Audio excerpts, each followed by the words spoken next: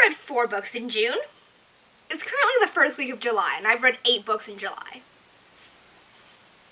Hey y'all! Today I'm going to do my June wrap-up, which should be pretty quick since I've only read 4 books this month. Again, it's just I've been home, I've been working, and I've had a reading slump from Eyre, but you know, what else is new? The first book I read in June, I started reading in May to try to catch it in the last bit of the Age and Readathon. I failed, but I finished it in the first week of June, and that is Little Princess by Conor Grennan. This is a book I got as an award thing from a summer camp I went to, and it's one of the University of Calgary, like, reading selection things.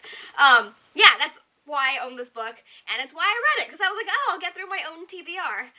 And that being said, I'm unhauling it, but this is essentially a book about a white man who is going to volunteer at an orphanage in Nepal, and then how kind of that spirals into something a lot bigger, both for him and his life, and then also for what he discovers about the orphanages and about what's going on with children in Nepal. And here's the thing. This book is just very, very clearly written by a young white man. Like, this suffers from the same romance issue that The Astonishing Color of After by Emily X. Sarpan does, which is that the romance starts taking over, which about a third of this book is dedicated to his wife. And like, you know, I'm all about love. I want to hear about your wife. Just, you know, this book is about children being trafficked and orphans. Overall, it was a fine book to read. Like, I don't have any big gripes about it. It's just that the romance kind of took over. I think the book was fine. I think the writing was fine. I'm just meh about it. But you know, like, what version of events I want to see of this? I want to see the version of events of the French guy who was also volunteering at this orphanage, okay? Because that French dude was there for years and also became a Buddhist while he was there. And, like, I want to hear about him.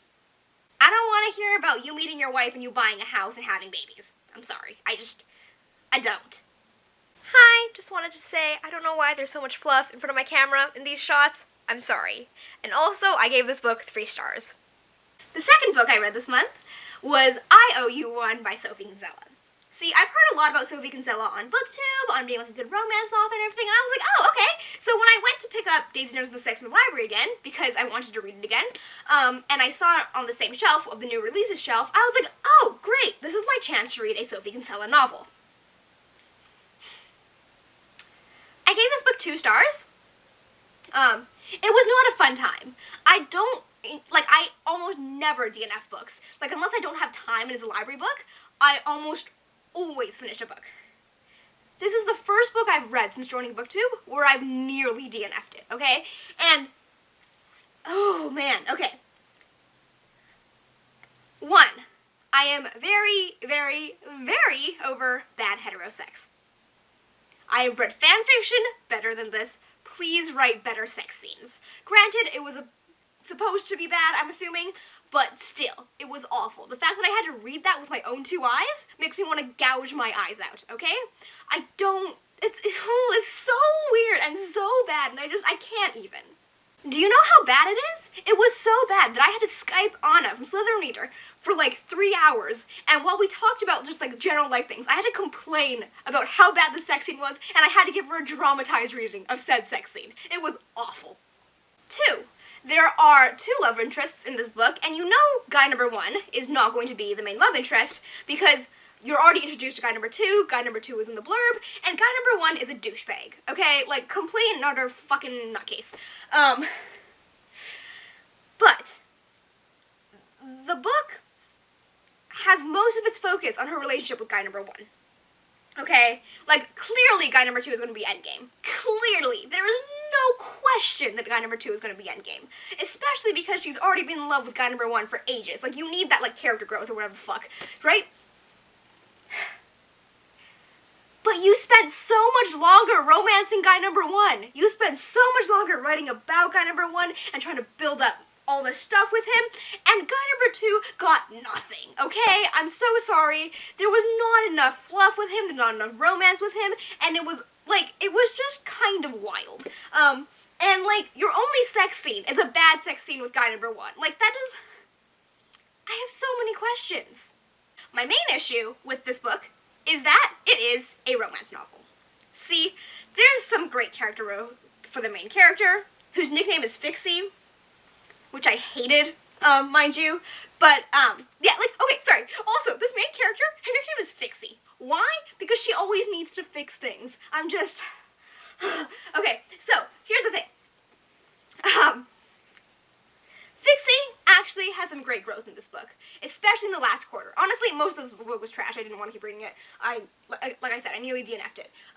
But Fixie has some great character growth at the end, and I thought if this was a coming-of-age novel, I would have given it 4 stars. I gave it 2 stars because it is a romance novel, and it did not accomplish anything in the romance aspect for me.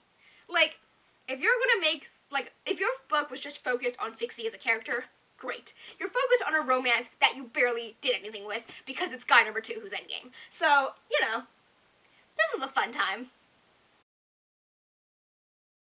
The third book I read this month, I've talked about it already in this video. It's Daisy Jones and the Six by Jenkins Reid. I talk about this book too much on my channel. This is a reread for me. I read it first in May. I read it again this month via audiobook, and it is my favorite book of all time. I have so many emotions about it, which I will spare you because I've already talked about it too much on this channel. So I did pick up a physical copy from the library again, but I also got the audiobook from the library. So I listened to it, and I read along for some of the pages, but mostly I just listened to it, and it was so good. So good. Like, this was my first time reading an audiobook, and I'm so glad it was this one because it was such a good audiobook, but also it might have ruined any other audiobook for me, so, you know, who knows? But, this was so good. You can tell that Jenkins Reid chose, the character voice actors herself because they're all perfect. Camilla Dunn's voice is perfect, Daisy Jones' voice is perfect, like, it was so good. Granted, all the guys' voices were just varying degrees of growly, and I couldn't figure out who was who, but, like, the girls were all amazing, wonderful, stunning. Like, oh, and then also in this book, you could hear, like, the sighs in between, and the chuckles, and the gasps, and the laughs, and stuff, like, in between what they were saying, and it added so much more character to these characters that I was already in love with. Like, it was amazing. Oh my god. And if you don't know, Daisy Jones and the Six is about a 70s rock and roll band, how they got started, and how they each joined the band, and stuff like that, their rise to fame, and how it all, like, fell apart, and they broke up, and all that jazz. And all that jazz. I'm not funny, I'm sorry. Finally, in June, I read Jane Eyre by Charlotte Brontë. I've been reading this since May, so it's been a hot minute. This was also on my Desperate 2019 TBR, which is a list of books where I've been meaning to read them for years, and I've never gotten around to it. I've been meaning to read this book for a very, very long time.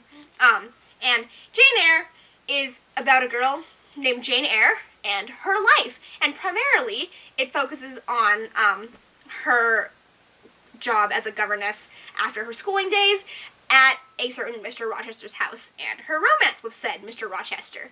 And it was fine. I gave it 3 stars. I don't know, I would not reread this book again. Like, I genuinely would not. Because it is so fucking hard to get through. Like, the writing style is beautiful, but it also is just so unnecessarily tedious. If you're describing a pretty woman to me, I don't want to hear about her forehead. Please, don't tell me about this woman's forehead. It is, I don't know. This book, I just feel like a lot of it could have been cut, and it would have been the exact same story, and there would have been no difference in it whatsoever. Like, I got in a bit of a reading slump because of this book, because it is so slow for ages. Like, the first 8 chapters, it's just about, Jane, and originally, like, her aunt's family, like, who she's with, and then her going off to school. And all her school chapters for a while is just, school sucks, people here suck, my family doesn't like me, like, no one here likes me, but there's, like, one person, and she's smart, she's nice to me, so, like, you know, that's good. And I was so sick of reading that for, like, 5 chapters.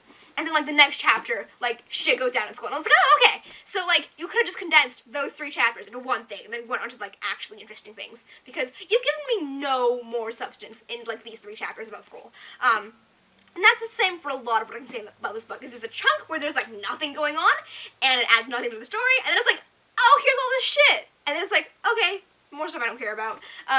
So yeah, I just feel like this book could have been cut down a lot, and a lot of the detail could have been cut down, just because, again, I don't want to hear about your forehead, okay? Like, I don't care.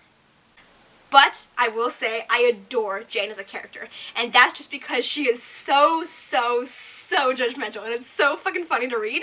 Because, like, Mr. Rochester, at this point, she's just met him, he's her boss, right? He hired, his housekeeper hired her to be the governess for his ward, something like that. He pretty much straight up just goes, do you find me handsome? And she just goes, no. I wish I had the balls of Jane Eyre. But yeah, it is just, I love how judgmental she is, but I also think the way that she makes the world seem, like, she makes everything very black and white. And that's not necessarily something I generally like to do, but I think it was very interesting to read from her perspective because of that. Was I happy about the romance? No, not really. I did not care for the romance because multiple times in this book, they say that Mr. Rochester is 2 decades older than her, and he is old enough to be her father. And then, you know, they fall in love. The only part of the romance I actually got, like, excited and giddy about was at the epilogue with the continuation of their romance and the rest of their lives. But other than that, I didn't care. I didn't give a shit. So that is all for books I read in June. I hope you enjoyed this video. There's going to be a much better wrap-up in July, considering that, again, it's only been a week in July and I've already read 8 books. But I hope you enjoyed this video, and I will see you sometime. Goodbye.